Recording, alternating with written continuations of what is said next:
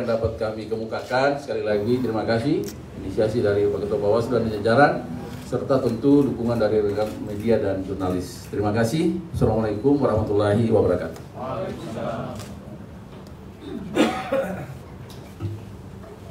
Oke, baik, terima kasih Pak Ketua Bawaslu dan Pak Dirjen Bina Pemerintahan Desa Kementerian Dalam Negeri. Jadi tadi sudah mengupdate tentang bagaimana pengawasan netralitas ASN oleh Bawaslu dan juga Kemendagri, langkah-langkah penting yang dilakukan dalam rangka untuk kita memaksimalkan pengawasan terkait dengan netralitas kepala desa, lurah atau perangkat desa kelurahan.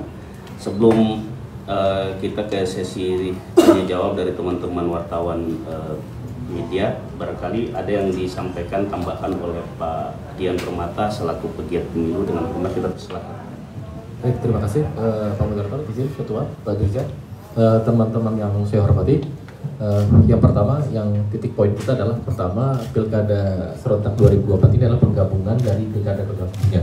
Artinya memang ini banyak tantangan, gitu kan, banyak tantangan sekaligus peluang untuk menciptakan demokrasi elektoral kita yang kita impikan. Pertama, itu yang pertama.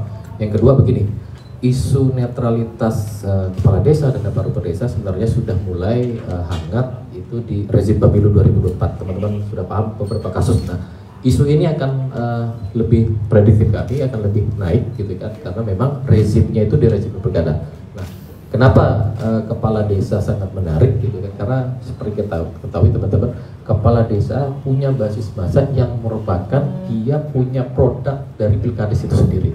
Jadi bisa dibayangkan magnet elektoralnya, kalau saya bisa bilang itu kepala desa ini gadis cantik lagi, ciamik, molek gitu kan, diperebutkan banyak orang.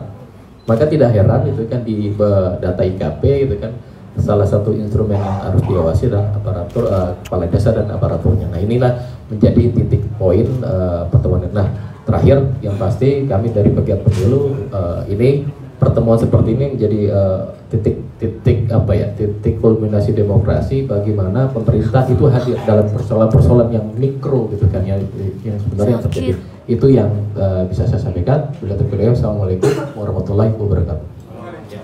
Terima kasih Pak Dian. Jadi Bapak Ibu langsung saja kita persilahkan teman-teman jurnalis, mungkin 3 ya kesempatan pertama.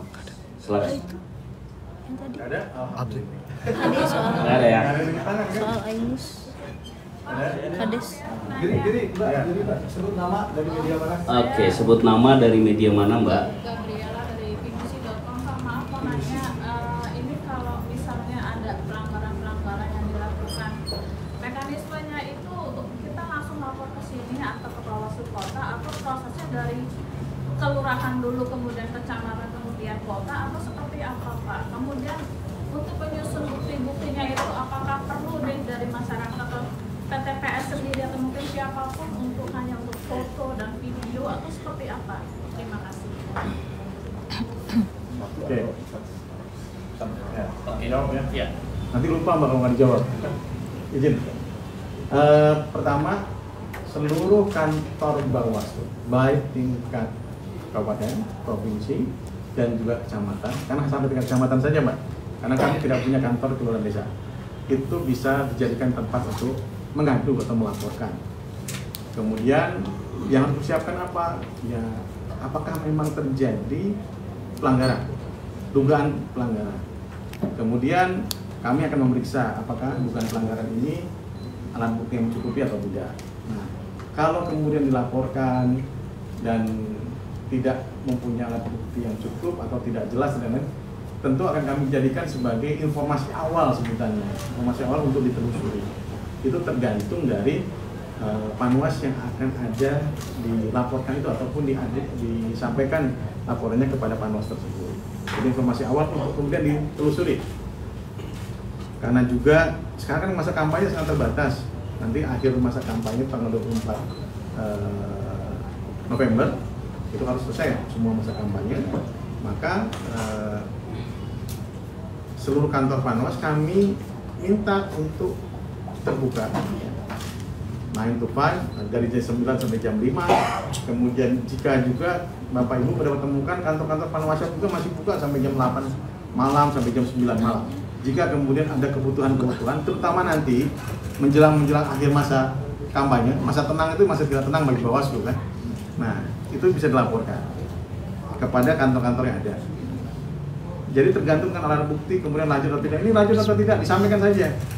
Laporan kami ditindaklanjuti atau tidak. Tentu Bawaslu akan menyampaikan bahwa misalnya tidak memenuhi syarat material, formil atau bagaimana. Ataupun ini bisa pidana, ini bukan pidana. Nah, kami tentu akan menindaklanjuti.